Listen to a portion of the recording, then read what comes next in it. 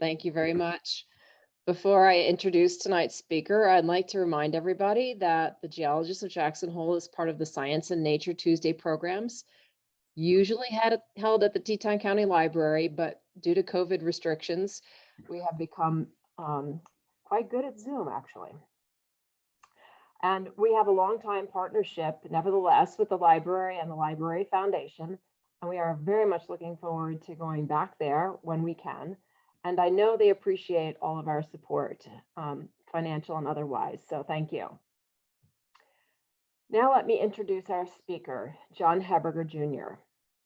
And if this is your first Geologists of Jackson Hole talk, let me say welcome. And let me also say that you're excused for not knowing John Hebberger Jr. All of the rest of you know him well as longtime Vice President of Geologists of Jackson Hole and the outstanding leader of our speakers committee, among other duties. Frankly, he knows more about the geology of Jackson Hole than anyone I know, so it's a real treat to have him give this presentation tonight. Well, let me remind you a short biography of John. He's a geologist with 2 degrees, both from the University of Missouri and Columbia. He then had a nearly 3-decade-long career with Chevron Corporation, half domestic and half international. As part of his responsibilities, he worked and/or visited Venezuela, Argentina, Peru, Australia, Papua New Guinea, Indonesia, Japan, Kazakhstan, Kuwait, Qatar, and Scotland. He held both technical and managerial roles throughout his long career. After retiring from Chevron, John and his spouse Susan moved to Jackson, and they have lived here for the past 16 and a half years, where John has kept very busy studying the geology of Jackson Hole. So I'd like to now turn it over to John, who will tell us the geologic story of Jackson Hole in Northwest Wyoming. Thanks again, John. Great, thanks, Cynthia. Let me go ahead and share my presentation file. And I will begin the talk now.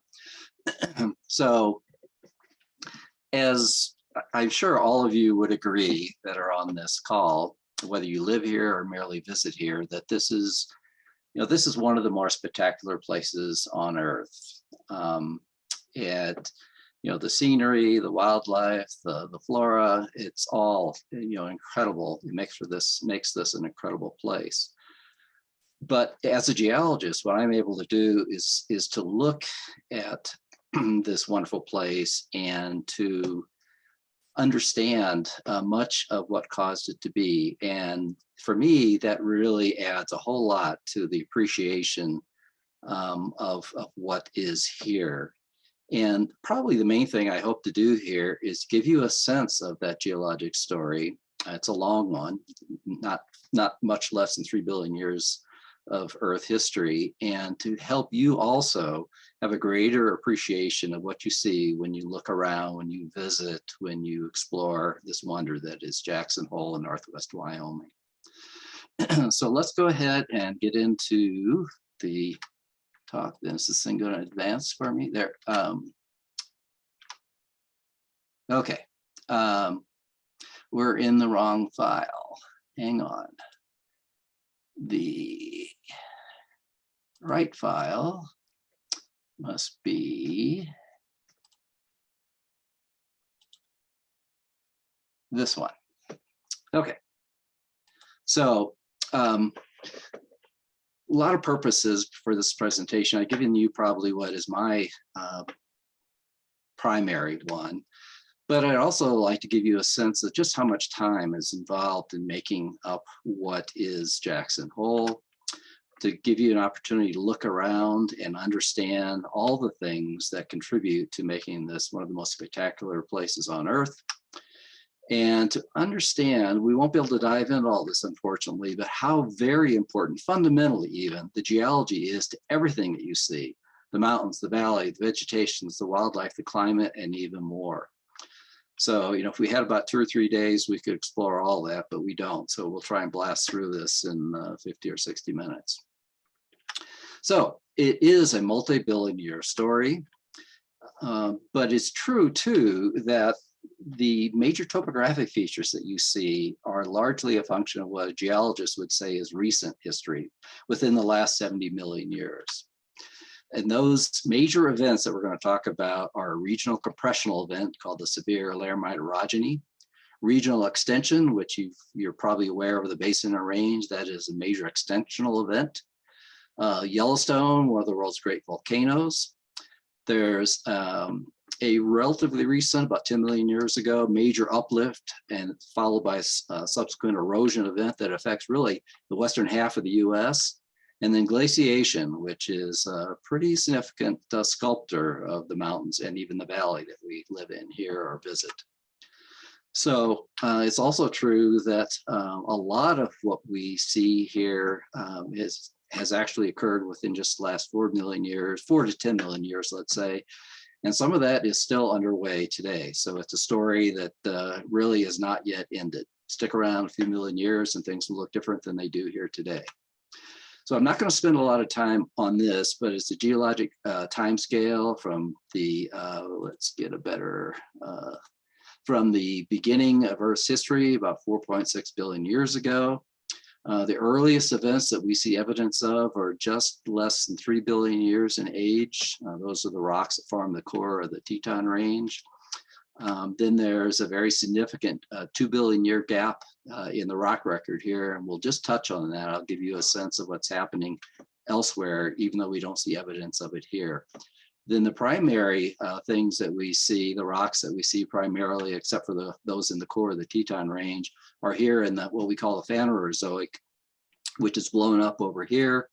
And you can see that there's a lot that happens here throughout, say, 500 million years in time. And then we come to the last 65 or 70, and that's where most of really the events that make up what we consider to be Wyoming in the nature of the way we see it today happened and are, in some cases, are still happening.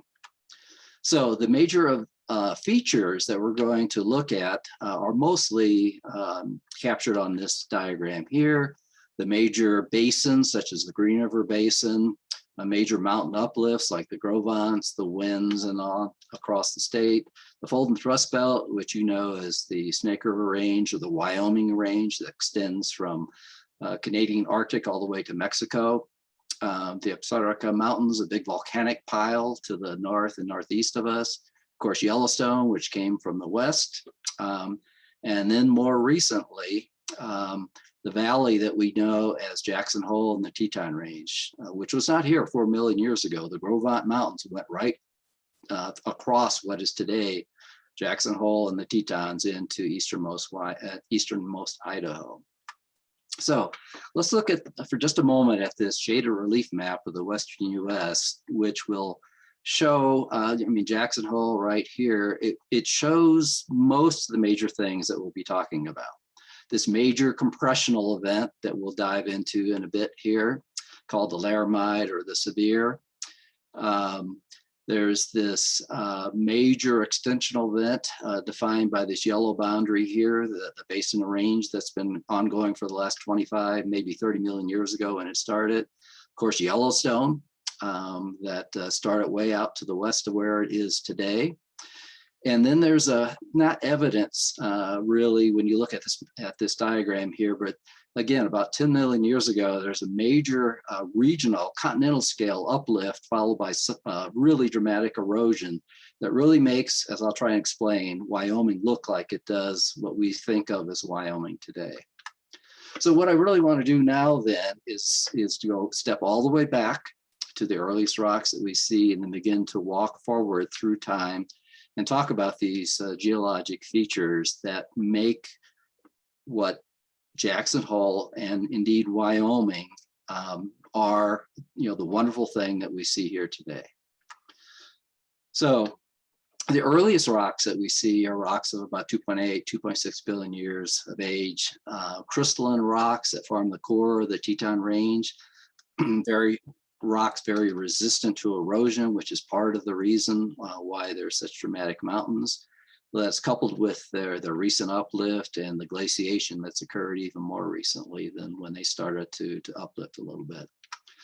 So there's also a zone of a Himalayan style suture. In other words, a continent-continent type of collision like is occurring today as India smashes into the southern belly of Asia. So we'll talk a little bit about that as well here on this slide, actually. So again, the core of the Tetons is formed by crystalline rocks, metamorphic and igneous intrusives. And again, there is very clear evidence in the middle of the Teton range of what is, at least currently, the oldest known Himalayan style or continent to continent type of collision that undoubtedly formed a high mountain range. How high, we will never know. And that occurred roughly around 2.6 billion years ago. So, what happened during that next 2 billion years, that 2 billion year gap that I showed you evidence of earlier? At least, it's a gap in the rock record that we see here, but it is not a gap everywhere by any means. What you're looking at here is the bedrock of North America, and the numbers in here are ages in billions of years. So the oldest rocks are these pink ones that are greater than 2.5 billion years of age. So you can see how this province crashed into the Wyoming province. There's this suture zone in between, and that suture zone, the ages are from 1.8 to 2 billion years.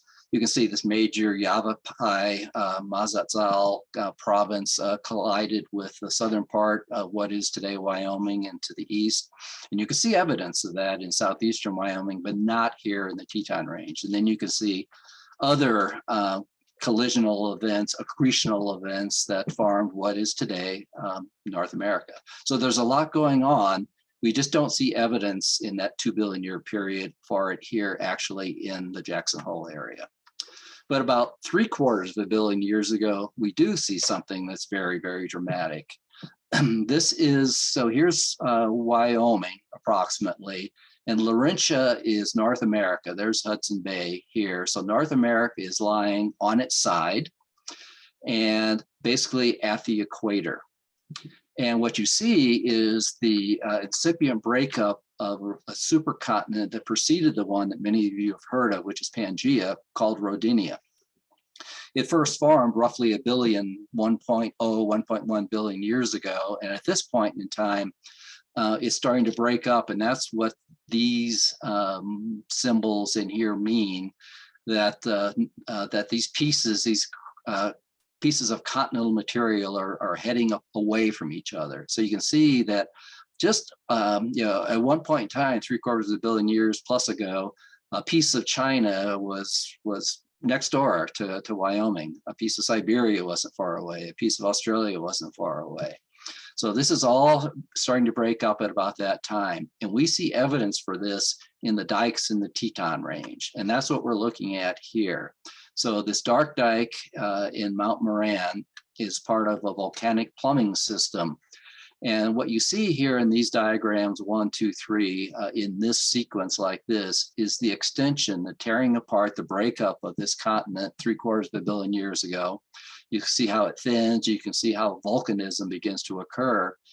And while this was very deep in the crust, when these rocks that we see here were being formed, there was obviously a lot more rock above this. It's long since been eroded. So you're looking down into the roots of a volcanic system that existed as this extension, this ripping apart of the Rodinia continent occurred.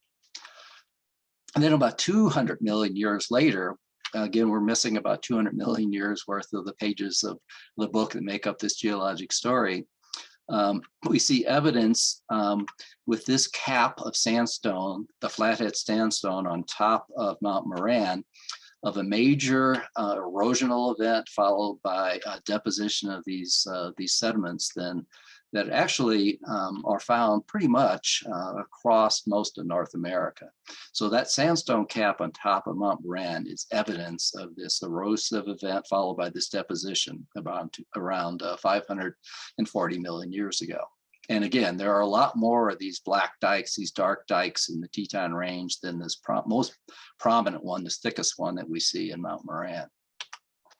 So we're going to continue to move forward in time. We're going to look here now at the next, say, almost 300 million years. Wyoming, North America is still near the equator. And so tropical seas move back and forth across Wyoming throughout this time, depositing carbonates, mostly limestones, in many cases very rich in fossils here.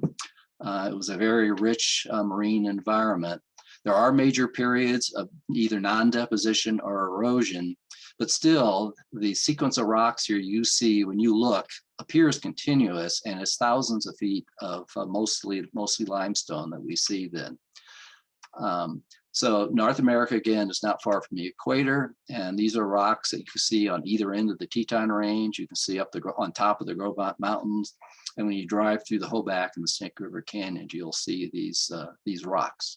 If we can move forward in time and look at the next, say, 105 million years, the Triassic and the Jurassic, North America has been drifting away from the equator, drifting north. It's still pretty much very near to sea level, and there's deposition of either shallow marine or non-marine sediments, sandstones, but there's also, like in the Sundance, there are marine incursions, and we see evidence of seas that spread across this part during this time across Wyoming and much of North America. This is considered the age of reptiles, not just dinosaurs, though what Mike Schur is standing by here is a block with theropod dinosaur tracks on here like that. So think of Velociraptor or something like that. They were probably pretty good sized creatures. So, and you see these rocks in both the Hoback and the Snake River Canyons, certainly up the Grobant River Valley. And red is very characteristic of rocks in this age across Wyoming. So when you see red rocks across Wyoming, mostly they are rocks of this age. We step forward into the Cretaceous and the last of the Mesozoic time. So from 145 to 65 million years ago. North America is east of where it is now, but what we would consider pretty much upright. And there's a shallow sea that extends from the Gulf of Mexico through North America all the way to what we call today the Canadian Arctic. So here's where Wyoming is roughly, and this sea sweeps back and forth across what is today the state of Wyoming. So here's a little diagram. So Jackson is here, 200 miles east, 200 miles west, and what you see here then is that shoreline sweeps to the west of Jackson, then back to the east, then back to the west, and then back to the east, and it doesn't come back again then. So, and there's nearly a complete rock record of both the marine and non-marine sediments that are being deposited in Wyoming at this time. So, and you see these rocks up the Grobant River Valley and many places actually across the state of Wyoming. So there's 500 million years that we see a good rock record of where Wyoming is basically at sea level, just above, just below, or right at sea level.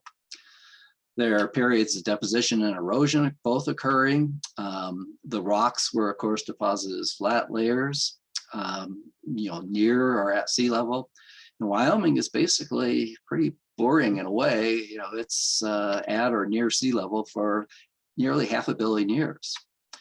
And then about roughly 65, 70 million years ago, some major geologic events begin to occur, which form the mountains and the very deep, broad basins that are seen across Wyoming today. And then later, Yellowstone, the Absarokas, and some other things that we'll talk about here now as we go forward in time. So what I want you to first understand is that there's a major compressional event occurring 65, 70 million years ago. In other words, oceanic crust is being subducted underneath a thicker, more buoyant crust. So the Pacific Ocean, early a proto-Pacific Ocean is heading east, North America is heading west, basically. And the result of this is a major period of compression in the continent. And that's what we're going to talk about here. And that's really what forms most of the mountains that we see and the deep basins that we see in and across Wyoming. So if we pick just a point here, 80 million years ago, there's North America heading west. These are spreading centers, and you're creating new oceanic crust, and it's heading away from these spreading centers. So North America is overriding, and that's what these teeth on this yellow or this red boundary indicate. North America is overriding this Pacific crust. And the result of that, roughly say 65, 70 million years ago, is compression. And the result of that compression is shoving slices of sedimentary rocks on top of each other. And this is the thrust belt, which we see here, which again extends all the way from Canada to Mexico. You call it the Snake River Range here, the Wyoming Range further south. And then as you go east into Wyoming, you end up with basement cord, crystalline rock cord uplifts that form the major mountain ranges that we see all the way, the Gros Ventres, the Wind Rivers, the Bighorns, all the way to the Black Hills, South Dakota, and the deep basins like this here in between. So remember now that the Gros Ventres extended all the way into eastern Idaho. There was no Teton range, even though we see evidence in the Teton range today of this Gros Ventre uplift. There definitely was no valley here, no Jackson Hole.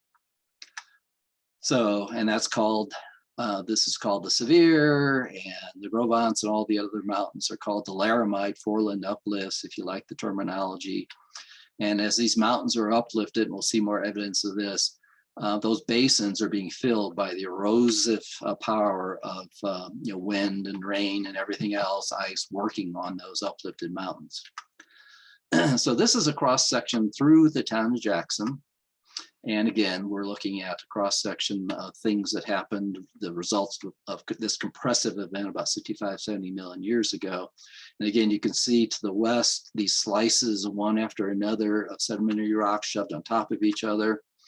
These old crystalline rocks here underneath are shoved up and form the Gros Ventres Mountains, the Bighorn Mountains, the Wind River Mountains, and the deep basins like this here, all the way across the rest of Wyoming.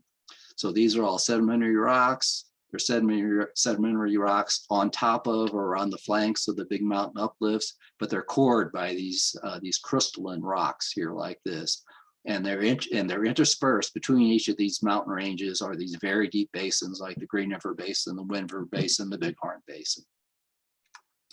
So this is the major mountain building event that forms much of what we consider to be characteristic of Wyoming today. So it's a really important event. Not the only one, but it's probably the most important one. So as we move forward in time, we're getting to the point where 45, 50 million years ago, the compressive event is still underway, but starting to wind down. We look back off to the northeast of Jackson Hole, and we see this big pile of mostly volcaniclastics, volcanic materials from a big volcanic event that occurred during this 10 million year time period. And what we see is that there's this 10 million year stack of sedimentary rocks, mostly volcaniclastics, so volcanic debris, but the event was not continuous. It happened, there are volcanic episodes followed by periods of quiescence. And during those periods of quiescence, you had vast forests that developed across this area that we see as the Absarokas today. You had dawn redwoods and other things that grew here during extended periods of time when the volcanism wasn't active. And then they're buried again by subsequent volcanic periods, and then the forests will come back. So the compressional event's still underway, but it's starting to wrap up. The Absaroka volcanics are occurring at the end of that time for reasons we could maybe talk about in questions or not. But so there's the repeated establishment and then burial of these vast forests. And you're not too far above sea level at this time either. And these, of course, are the mountains on the east side of Yellowstone. And what I want to talk about here in the next slide is that just to the south of here, something very different is going on. And that is that you have the Green River Basin, or what we call the Green River Basin today, has some major lakes forming in it. And it's rich in life. Wyoming is famous for the mammal fossils that are found in it. But if you go down to Fossil Butte National Monument near Kimmer, and if you have never been there, I strongly encourage you to do so. You'll see that there's evidence of fish and reptiles and amphibians and palm trees and a whole lot more. The Green River Formation, which is the rocks that these fossils are found in, is a tropical to subtropical environment. You're very near to sea level. It's fresh water, but the floor of the basin is very near sea level at that time. And there's a little bit of these lakes without these fossils like this that are found in the Jackson Hole area as well, from roughly the same age. So if we look at the current plate tectonics picture, we see that Wyoming's roughly here. North America is drifting west at about an inch a year. The compressional event is almost gone because the spreading center has almost all been overridden. The Pacific plate is headed this direction at about 3 inches a year. And so we end up with the San Andreas Fault, strike slip instead of the major compressional event. So instead of compression, most of the western part of North America is under extension today because we've overridden, North America has overridden the plates that were headed towards it. And so again, 80 million years ago, you can see 60 million years ago, North America is coming west and overriding this stuff. The spreading center is almost overridden here 40 million years ago, and at 20 million years ago, a part of it is overridden. And there are only little bits and pieces of it that are still sending oceanic plates crust in this direction here. And that's the beginning, say 25, maybe as much as 30 million years ago, you begin to switch from compression to extension in Western North America here. And so here's the picture again today. North America headed this way about an inch a year, Pacific plate headed this way at about 3 inches a year. And you have strike slip here, and instead of compression, you have extension across much of Western North America. And that's what we see here, coming back to this image again, the shaded relief map. And we see that extension. So if you look at this yellow boundary here, what you're seeing within that is the area that is undergoing active extension. It all didn't occur at the same time. This extension only reaches what we consider to be Jackson Hole today about 4 million years ago, but it starts at least 25 million years ago in the western part, actually down here in southwesternmost California. We also, so there's a transition from compression to extension, and all of these are mountain ranges in the Basin and Range province that you drive across if you drive all the way to Reno. Yellowstone, of course, is a major feature. It's here today, but it started 17 roughly million years ago out on the Oregon-Nevada border and moved in this direction. Actually, it's mostly North America moving in this direction, we believe. Again, this major extensional event that is the Basin Range province. And while there's not real clear evidence on this, we're going to talk about something very significant that occurs around 10 million years ago. And that's regional, continental-scale uplift of the western part of North America, and then very dramatic erosion that has occurred since then. And then we'll wrap up with glaciation. So Yellowstone. Yellowstone started back out here on the Oregon, what we call, today, map is the Oregon-Nevada border, 16, 17 million years ago. There's another event, actually, Newberry volcanics, that goes the other way. We'll talk about that briefly in a moment. And then you can see other ancestral Yellowstones getting younger and younger and younger and younger until you reach where Yellowstone is today, the current day Yellowstone. Within the last 2 million years, it's all been in this area here. Now, brown areas are high topographically, green areas are topographically low. And you can see the track of this, Yellowstone event has left a track of very low, relatively speaking, topography behind it.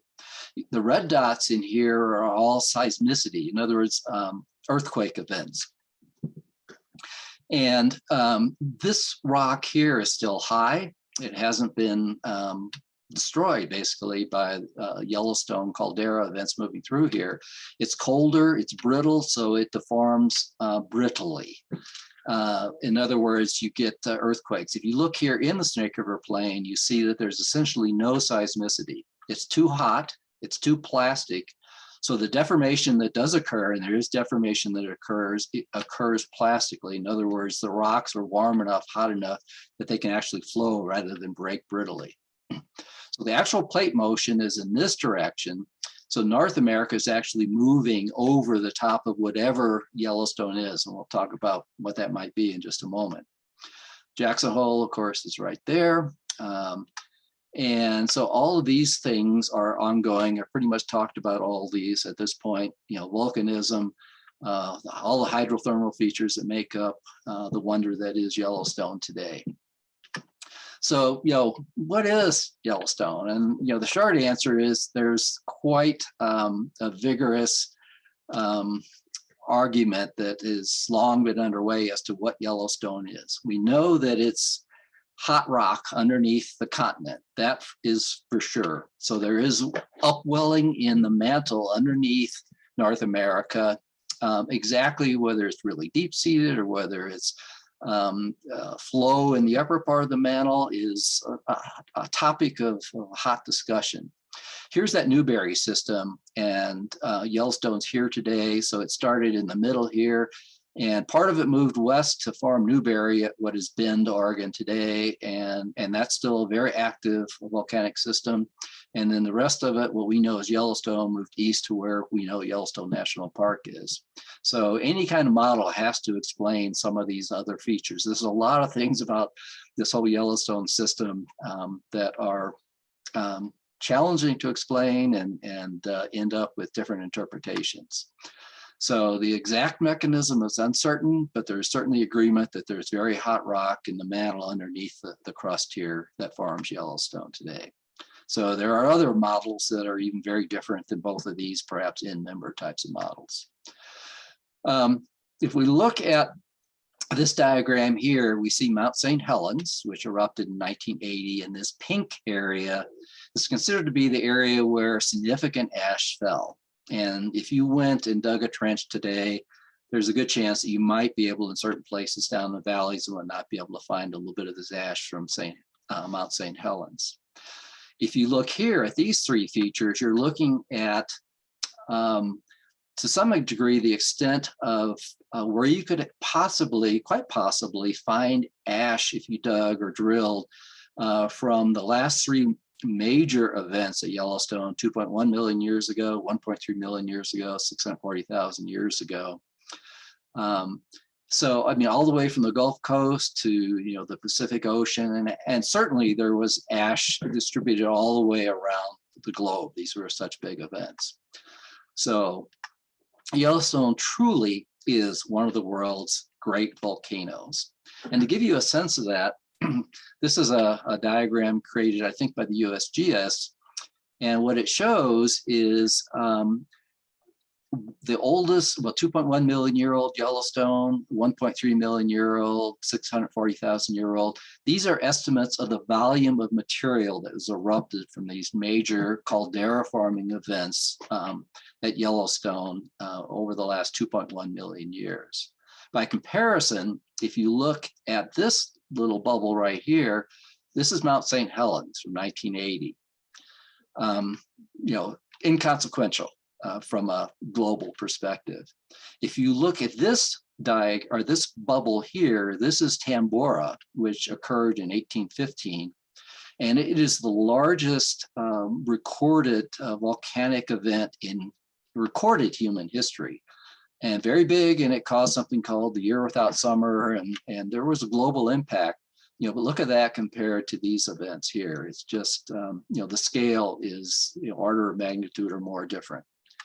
But in the last 640,000 years since that last big eruption occurred at Yellowstone, there have been 70 eruptions that are much smaller, much less dramatic, In many cases, very familiar, similar to the familiar eruptions that we've seen in recent years at Hawaii that Bob Tilling has talked about and shown wonderful videos of.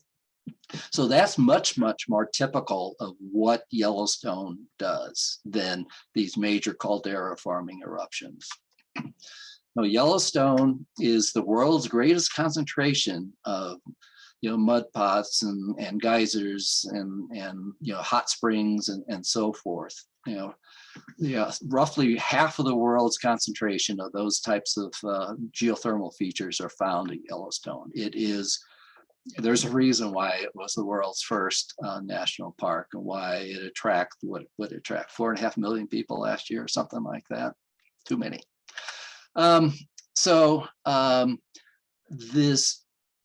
This extension, this Basin Range extension, reached Jackson Hole and formed the Teton Range from the Grovant Mountains and the steep valley that we know as Jackson Hole. The displacement on the Teton Fault began roughly 4 million years ago, and of course is still active today. We'll look at something that shows that. There's a maximum displacement of something roughly around 25,000 feet of displacement on this Teton Fault since it began around 4 million years ago. So, but this valley and this mountain range were not here as we see them today as recently as 4 million years ago. The Grovant Mountains went right across here into easternmost Idaho. As a geologist, there are lots of things that show us, excuse me, let me grab a drink. There are lots of things that show us that this fault is a still active system. This is probably the best one when you're trying to show somebody who isn't a geologist, and it's a LiDAR image. And you can like detecting and ranging it. It's a tool that allows you basically to see the surface of the earth without all the overlying vegetation. And you can see the scar here that is the Teton Fault, goes right along the base of the mountains. These are moraines from the last glacial event about 15,000 years ago. You can see there's about a 30 meter, say 100-foot offset here in that moraine. So we know that there's been 100 feet of displacement, roughly, approximately, on the Teton Fault in the last 15,000 years. It truly is a very significant fault system, and it's one that definitely, from a geologist perspective, is still an active fault system. So let's move on and talk about something else here that I haven't spent the time to talk about in past presentations, and that's this regional uplift and the resultant major erosion that occurs throughout the Rocky Mountain region, not just in Jackson Hole, not just even in Wyoming. This is a series of stratigraphic columns across the state of Wyoming, from the western side of the state all the way to the eastern side of the state. And so we're looking, these are columns of named rock units. And what I wanted to call your attention to are these squiggly lines like this here and so forth. And those are erosional events. There are times when erosion is occurring, maybe no deposition. And if you look at these places like this or like this right here, there's a big gap in the rock record here, for instance, in the North and West Green River Basin. But look at this here, the squiggly line goes all the way basically across the state of Wyoming. And indeed, it can be found in Montana and Colorado and many other places in the Rocky Mountain West. This is a very major unconformity that occurs. The best dating on it is roughly about 10 million years ago. And what it is, so what is the result of this event? Let's go ahead and take a look at that then. Here's a picture of a diagram of what much of Wyoming looked like at the end of that Laramide event, when these major mountains in the intervening basins was forming, and that's wrapping up roughly around 45, 50 million years ago. So you have mountains that are thrust up, and they're around 6,000 or 7,000 feet of elevation. The basin floors are near sea level.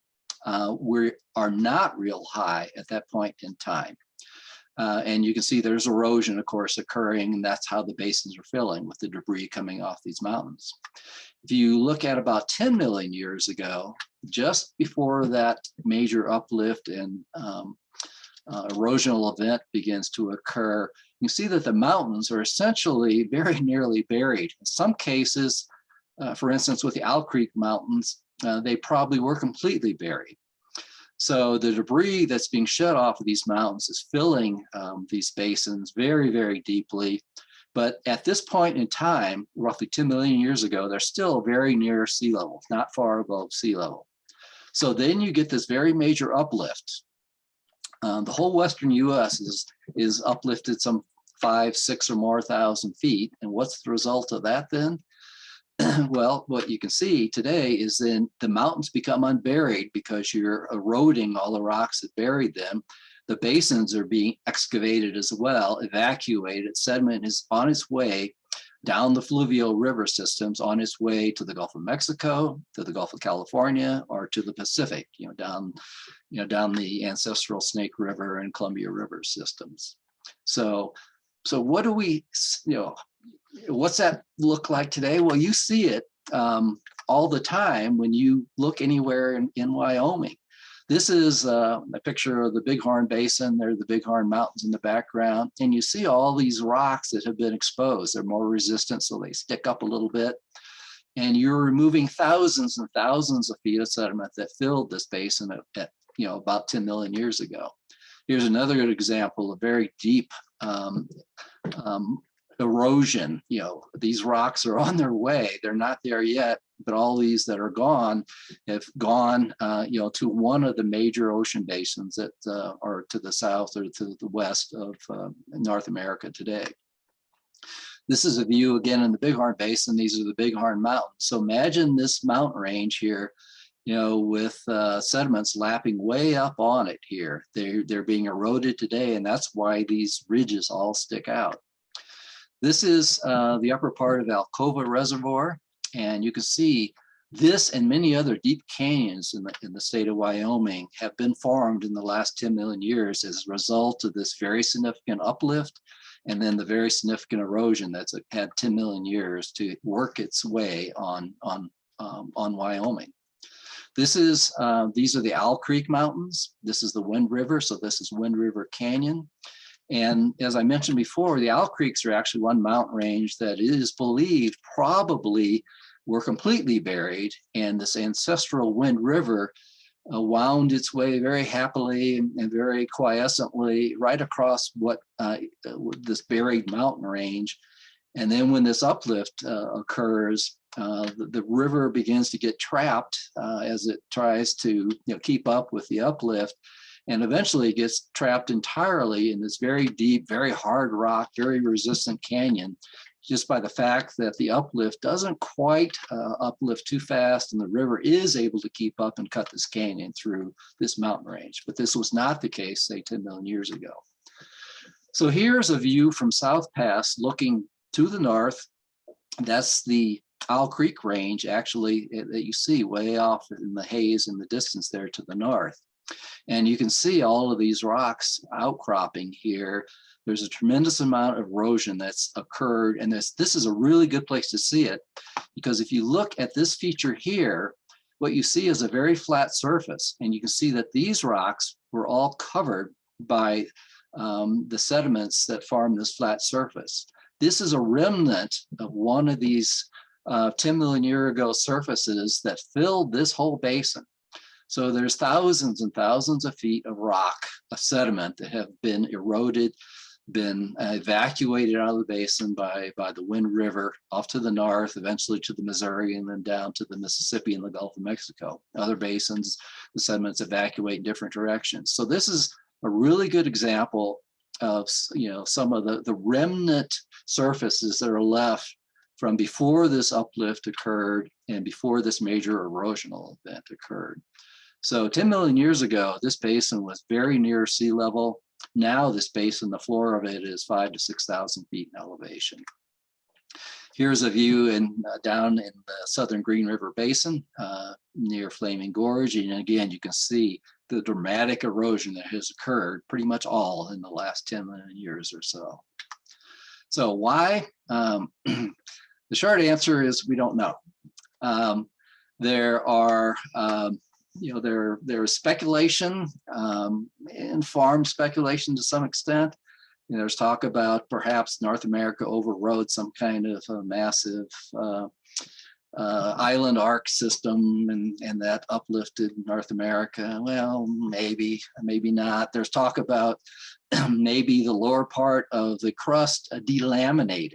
The real dense, heaviest part, the lower part of the crust just broke off and subsided down into the mantle, and the lighter part bobbed up as it would. But the short answer is we don't know. We know it happened.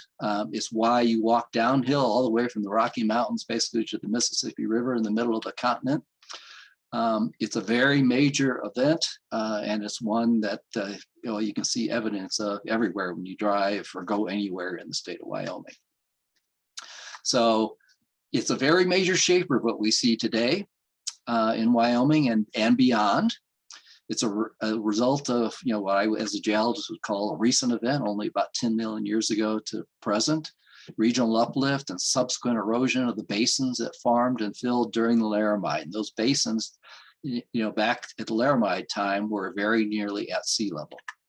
Mountains were nearly buried following the Laramide, and Wyoming is still quite high compared to what it was, say, 10 plus million years ago. From near sea level to a mile high, the basin, the basin elevations today. So it's a very major, very significant event. So glaciation is the last thing we really want to talk about here quickly. The Teton range is so spectacular for a number of reasons, but one is the sculpting that has occurred as a result of the glaciation, the glacial events that have occurred over the last 2.5 million years or so. These U-shaped valleys, the horns and arêtes, the sharp ridges that characterize the Tetons are very definitely, to a large degree, a result of this glaciation that has occurred. And this has all occurred within the last 2.5 million years, and there have been multiple glacial episodes, and the evidence is really all around us. One of the things that you probably don't think about much is the fact that the valley floor, Jackson Hole, is filled with a glacial outwash, which is not the case if you go over the Tetons on the other side in Teton Valley, Idaho. You didn't have the major glacier coming down out of Yellowstone and dumping all of this sediment as the glaciers melted. All this stuff is sediment that was deposited from the glacial outwash. And the thing about this is that glacial outwash makes for a very poor agricultural environment. All the fine sediment, all the clays and fine grained materials don't stay here. Glacial outwash, there's a lot of water going down, so all the fine stuff disappears down the river systems and flows to the Pacific.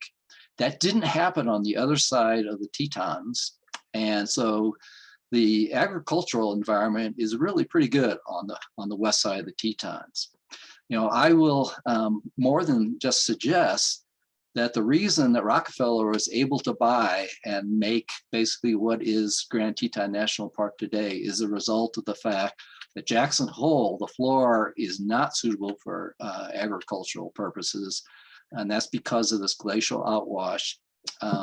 And so he was able to, to buy at pretty relatively cheap prices much of what is today Grand Teton National Park. So this glacial event is certainly a major factor in what we see, what we have here today. So, and the maximum extent of the most recent two glacial advances from Yellowstone are seen here. This is the Burnt Ridge about 14 to 15,000 years ago. It's as far as it got. 130,000 years ago, the one that preceded this one, this is the Pinedale, this is called the Bull Lake glacial event, reached all the way down, not quite to Hoback Junction down here. And the ice thickness was about 1,500 feet thick here at Jackson, the town of Jackson, and 2,000 to 2,500 feet thick as you move up the valley here. So there was a lot of ice that flowed down the valley, and then alpine glaciers that flowed out of the canyons here in the Teton range. So there were repeated glacial episodes over 2.5 million years, a lot of ice, and glaciers truly have been a major sculptor of the landscape that we call Jackson Hole. So,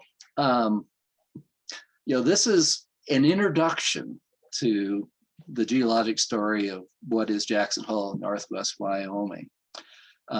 We could talk I could talk for too long about all these things, but suffice it to say that the geology has had an exceedingly major influence on not just the topography that we see, but the weather, of course, the animal life, the plant life, and as I just talked about with respect to the formation of Grand Teton National Park, the human history as well.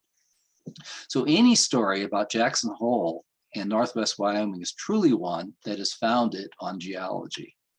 If we look to the future, earthquakes are certainly going to continue to occur. Here's the scar of the Teton Fault above Spring Lake. Here's Hebgen Lake, 1959 earthquake. Of course, Yellowstone, the world's greatest concentrations of geothermal features, that's going to continue to change and evolve. There's a lot of heat underneath. Yellowstone is a very large volcanic system. Something that maybe you don't think very much about is running water, ice, freeze, thaw. Slowly, from your perspective, but from a geologist's perspective, this occurs at a pretty rapid rate with the kind of uplift and features that we have here. And it truly is a major former sculptor of the landscape. This is a nice diagram from the USGS. And we can look at things that have happened or likely to happen here again, from more frequent to more destructive. Hydrothermal explosions occur in Yellowstone frequently. Earthquakes, even though the last one hasn't occurred here, big one hasn't occurred since the short human history here. Teton Fault is an active system. It will happen again. Again, there's been 70 volcanic events at Yellowstone in the last 640,000 years. There'll be more of those that occur, and maybe, perhaps, eventually, more caldera forming eruptions, though there's no guarantee, no clear evidence that it will or will not. Mankind is probably changing the climate. But before that happened, it was quite likely that the Earth would go back into more glacial periods here. I mean, that the last 2.5 million years has been in and out and in and out many times over the last 2.5 million years. So, in summary, Wyoming, Jackson Hole, Northwest Wyoming's history is a geologic story, really all aspects of it. It's a long story, nearly 3 billion years in age. The Precambrian rocks are igneous intrusives, there's metamorphism, there's volcanism, evidence for all of that. For roughly 500 million years, very nearly, Wyoming is basically at sea level, just below, just above, pretty flat, pretty boring from that kind of perspective. And around 55, 65, 70 million years ago, there's this major compressional event that reaches Wyoming and forms all of those mountains, all of them except the Tetons and the Absarokas that we see in the state of Wyoming, the major uplifts, the mountains, and the basins in between. Then during the last 55, 60 million years ago, during the Cenozoic, there's been the Absarokas, this great big volcanic pile, forest and volcanic events, one after another for roughly 10 million years. Yellowstone starts to the west about 17 million years ago and eventually reaches us here. There's this regional uplift of the whole western half of the US that begins around 10 million years ago and dramatic subsequent erosion. The major extensional event, that is the Basin Range, which begins about 25 or 30 million years ago, reaches Jackson Hole around 4 million years ago and is active today.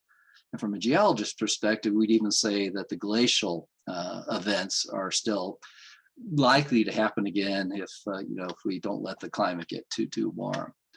So, everything here, it's all a geologic story from my perspective.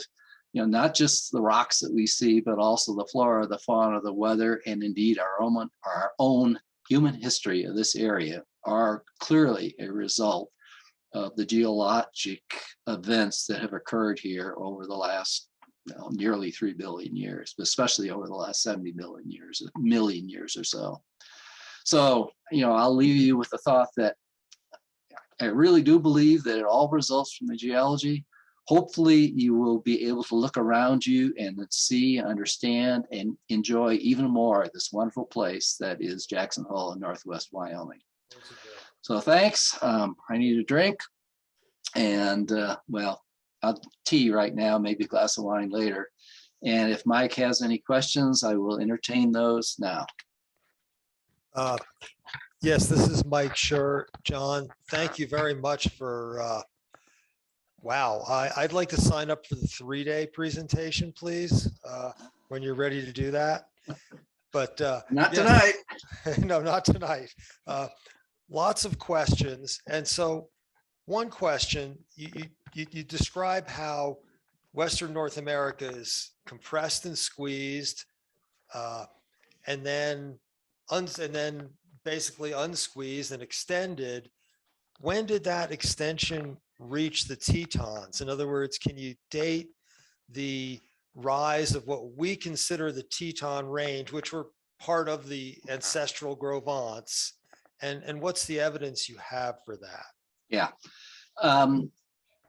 As I said on the one slide, it reaches here about 4 million years ago. There's good evidence that Joe Licciardi and Ken Pierce include in their USGS paper of 2 years ago, I think it is.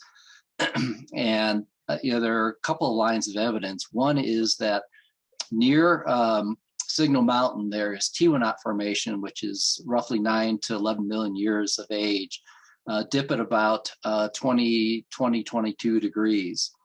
If you look at the Kilgore Tuff, there's 2 rotated tuff beds in Signal Mountain in the face of it. And the steepest dip on the Kilgore Tuff is right at 22 degrees, which tells you that that's roughly the time, and the age of that is right at 4 million years. That tells you that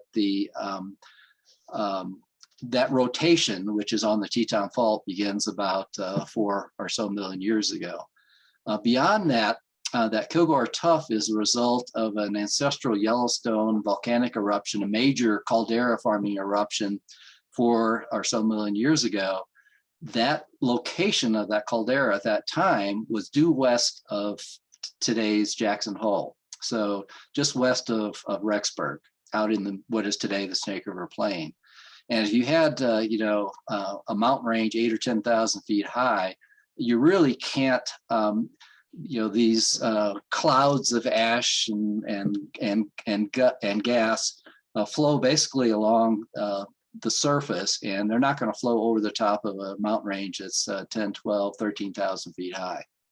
So it'd be great if I don't have with me right now, can't show you those diagrams, but I can give anybody, the reference to that Licciardi and Ken Pierce paper and give them the page number and the diagram number to look at there. That's probably the best evidence.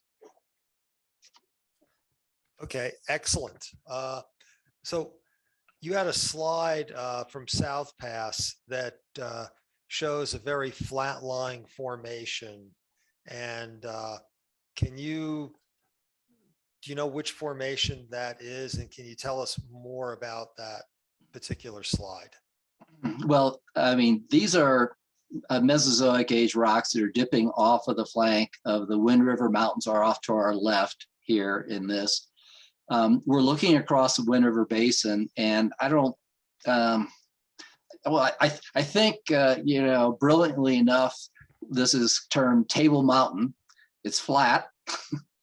There are lots of Table Mountains all over the place, but these sediments are dated at, they're older than 10 million years in age. So in other words, they're representing the basin fill in that period after the laramide uplift of the mountains and down warping of the basins. This is part of the fill of this whole basin out here. And this surface would have extended then, thousands of feet in the air today, all the way across, and perhaps in some cases right across the top of what is today the Owl Creek Mountains. So stepping back a little bit in time, the continent to continent collision, the microcontinents that collided about 2.6, 2.7 billion years ago, could you talk a little bit more about that? Specifically, what kind of evidence do we have for something that occurred so long ago?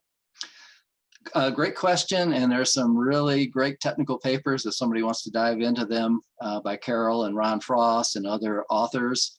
But what you look at when you look at the northern part of the Tetons here at these rocks, and you look at the southern part of the Tetons, they're slightly different ages.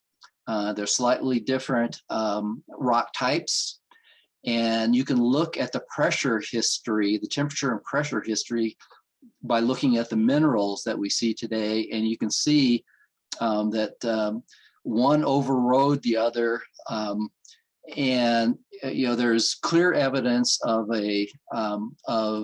this type of situation where you have one piece of continental crust trying to override another, and it can't go too far. You really just can't shove continental crust down into the mantle. And that's part of the reason why you build something so high in the Himalayas today. It's the highest mountain range on Earth, and it's almost the only place where you have continent-continent collision occurring today. So, those are that's a short answer to a very long, complex story.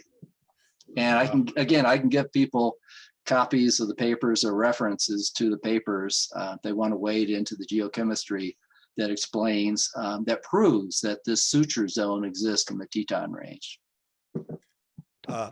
So we have a lot of questions, John. You start by saying that in the sedimentary rocks, Wyoming is located near the equator. Can you trace its journey from the equator to basically 43 degrees north latitude? And when did that transition happen? Okay, we can see here that North America is lying on its side at the equator.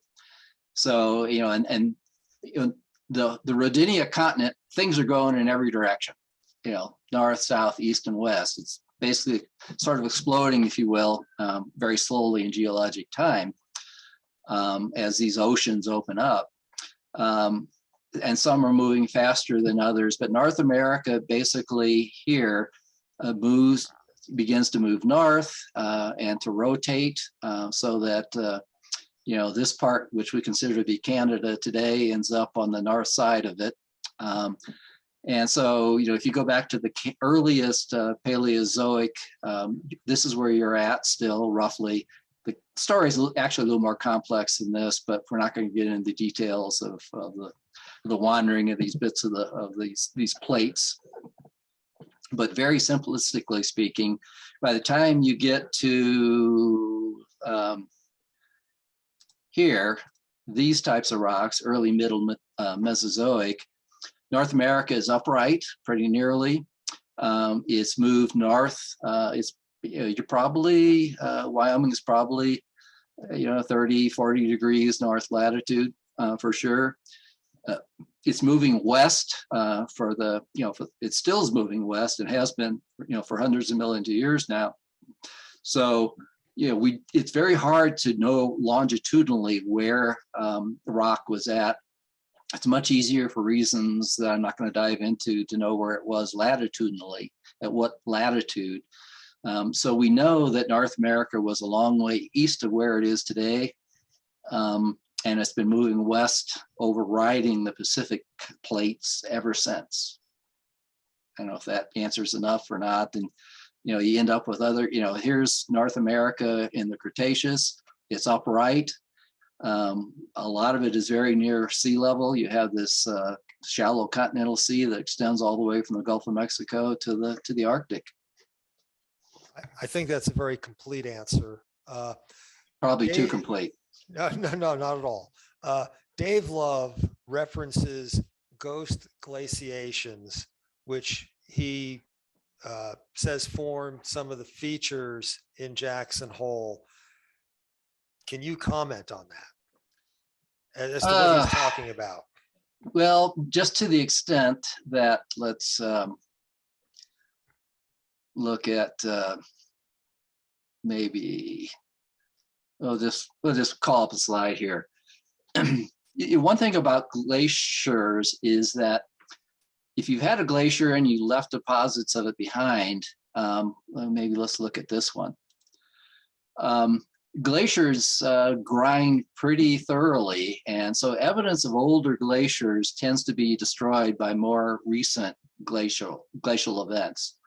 The reason that this 130,000 year ago glacial event called the Bull Lake is still very readily mapped and seen is because the next glacial event, the Pinedale, 15,000 years ago, didn't get far enough south to destroy a lot of the evidence. There are bits and pieces, so ghost glacial events. There's some evidence up in Signal Mountain of and other places, bits of glacial debris that have been dated earlier and older. And there's better evidence actually up in Yellowstone. If you want to read the Licciardi, Joe Licciardi, Ken Pierce paper, it talks about some of the various, the multiplicity of glacial events that have occurred over the last 2.5 million years. So, we see ready evidence in the most recent ones. It's rare to be able to see evidence of the older ones because the more recent ones tend to destroy the evidence of the older ones. Is that good enough? I think that's great. Could you speak to the Red Desert and where does its development fall in the timeline that you've been discussing? Okay, well, the Red Desert it's really part of the Green River Basin. So it is one of the major basins. The basins tend to be wider than the mountain ranges. And you can see that here. So you're starting to go into another basin here. You're starting to go into another basin over here. These basins are many tens of miles across. The Red Desert is just part of the southern part of the Green River Basin. So it's it's to the west. It's south of the end of the Wind River Range. It's a basin that wraps around the south end of the Wind River Range, and you actually get into the Granite Mountains, which is another major uplift, an east-west laramide uplift like this. It's south of that. I don't have anything to show that kind of picture here, but let me just leave it that it is it's part of one of these big broad basins that is in between the mountain uplifts formed by the laramide event of, say, 50, 60, 70 million years ago, which youngs across the state of Wyoming. It tends to progress in a rough way from west to east across the state of Wyoming to the Black Hills, which is the youngest feature. I think that's a good answer. Can you speak? The only one I've got. Okay, well, that's perfect. Can you speak to, the question is about the valley floor sinking. I think of it more as the valley floor rotating. Is that still ongoing? How will we know when it does that? I'm not quite following the question.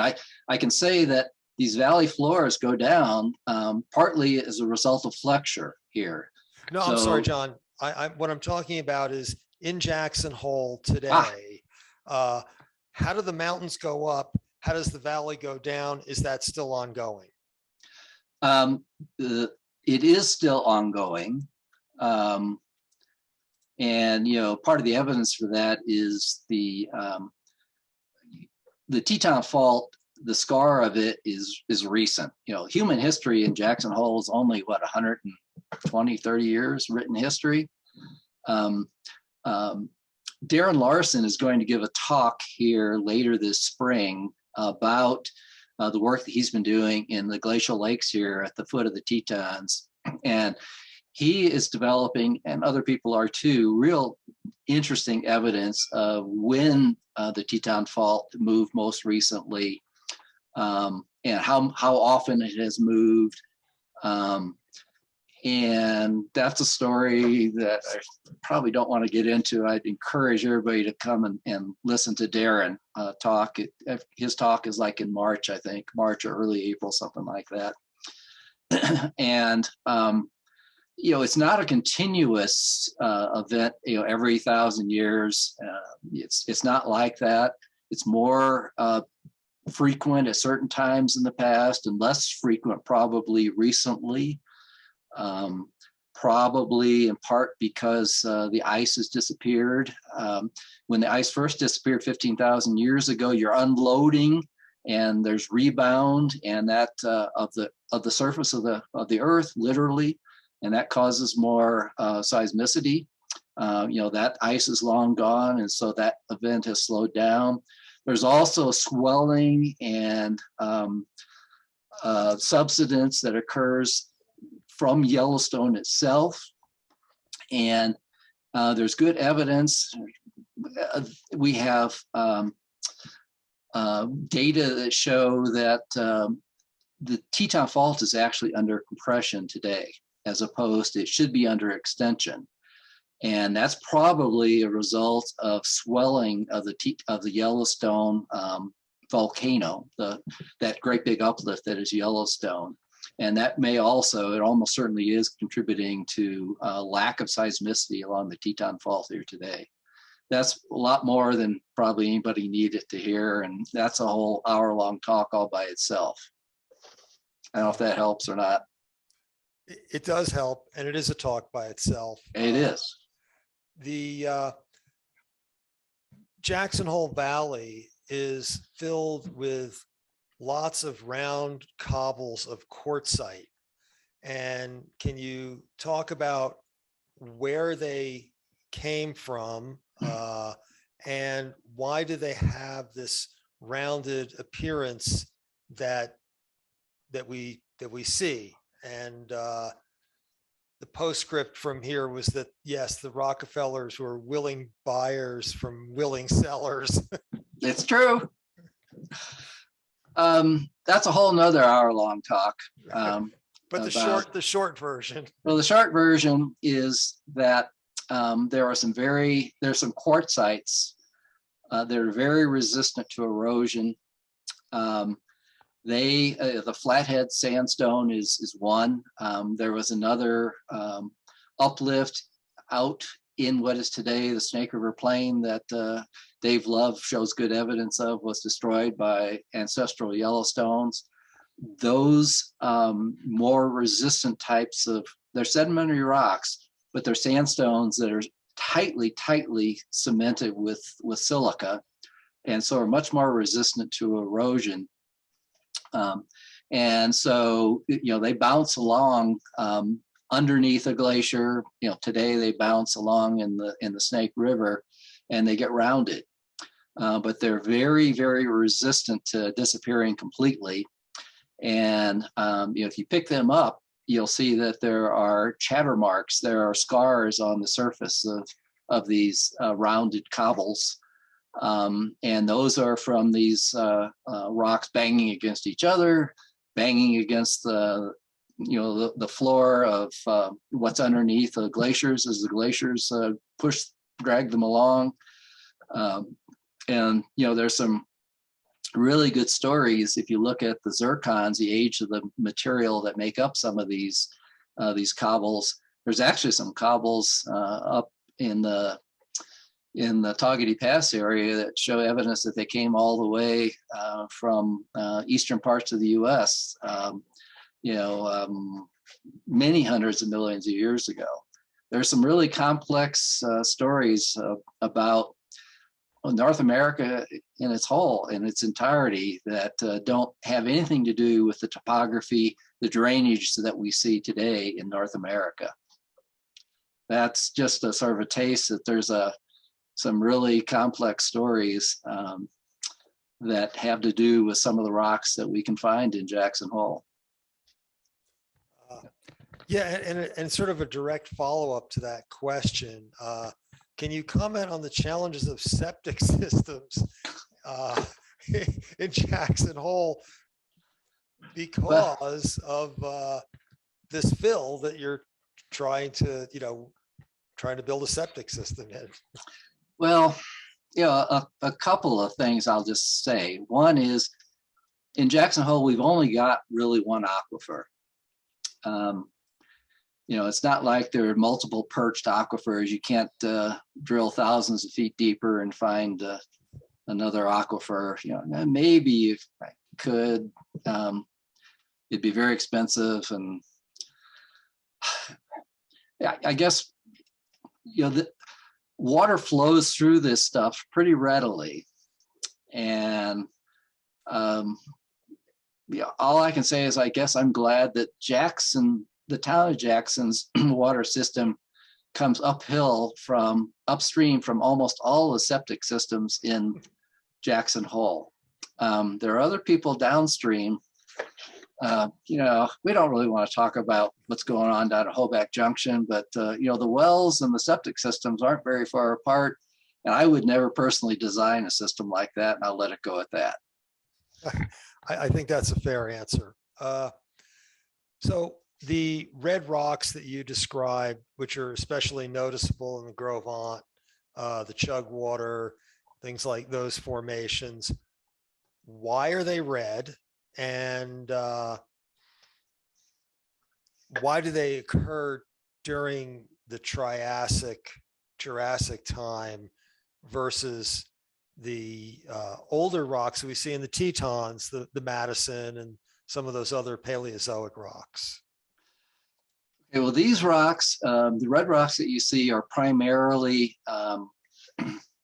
terrestrial sediments. In other words, they're not sediments that were deposited in a marine environment. If you have a marine environment, you frequently are going, that's where you're going to get limestones and dolomites. And they're almost never red. Even the red wall limestone down in the Grand Canyon, if you break a piece of it, it's gray inside. It's just staining on the outside of it. These rocks, these sandstones, have had a lot of water move through them carrying iron oxides, and that iron oxide gets deposited on these sand grains, and that's what gives you, it's rust, if you will. That's what gives you the red staining of these sandstones. If you actually break a piece of this open and look with a hand lens at the individual sand grains, they're clear quartz grains, and they're not red at all. So it's a staining from the fluids that have moved through these sandstones and left this iron oxide behind. And it's characteristic of these early to mid-Mesozoic rocks all the way across to Wyoming and beyond, up in Montana, down in Colorado, and elsewhere. This is sort of a complicated question. Some of the others haven't been? No. Well, ophelites, which are, quite present in California, are they present in the Tetons? And if not, well, why not? So you're going to have to talk about, I guess, why they are present other places. Okay, ophiolites are basically pieces of oceanic crust that have ended up on the continents. It doesn't happen very often through geologic time. It does happen. Actually, you can see some down at South Pass. That's probably the nearest place that you can see any. If we go back here, there could have been oceanic crust in between these pieces. There probably was oceanic crust between these pieces of continental crust that banged into each other. In fact, there's, if you look at this diagram right here, this is ancient oceanic crust that's disappearing down into the mantle. And that's usually what happens. Sometimes some of it does get caught up and preserved in these mountain ranges. But when we look at if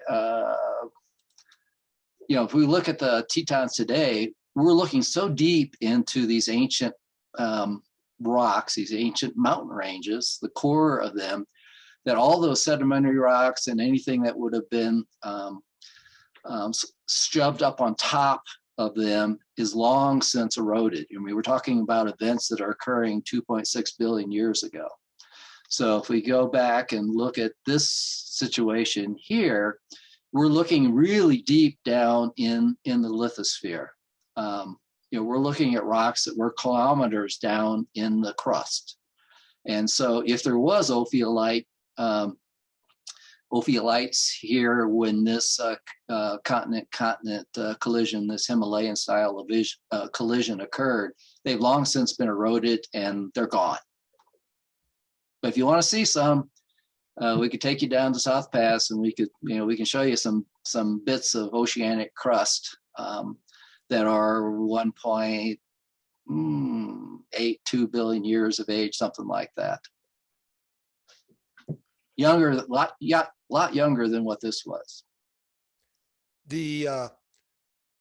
I'll make this the last question. Okay.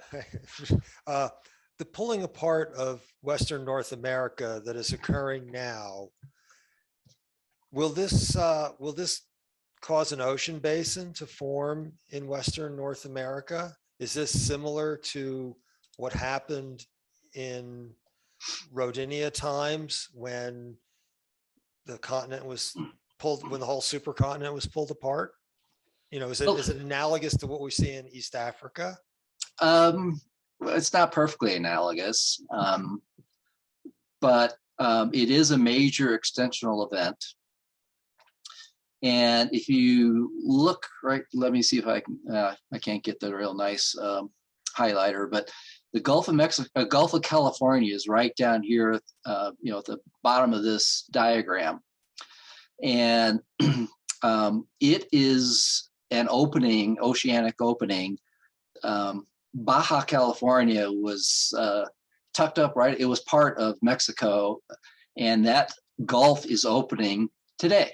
There is seafloor being created on the floor of the Gulf of California, and that probably, if things keep going the way they are, it will, stick around a million years or two. It may well extend up here into the southwesternmost part of the U.S. Remember that Death Valley is what, 400 or 500 feet below sea level. The Salton Sea is a real low area here as well. When the Colorado escaped and got in there, it filled it up, and that's why the Salton Sea exists. There is some very low country down in this part of southwestern North America, and of course Death Valley is the lowest part of that.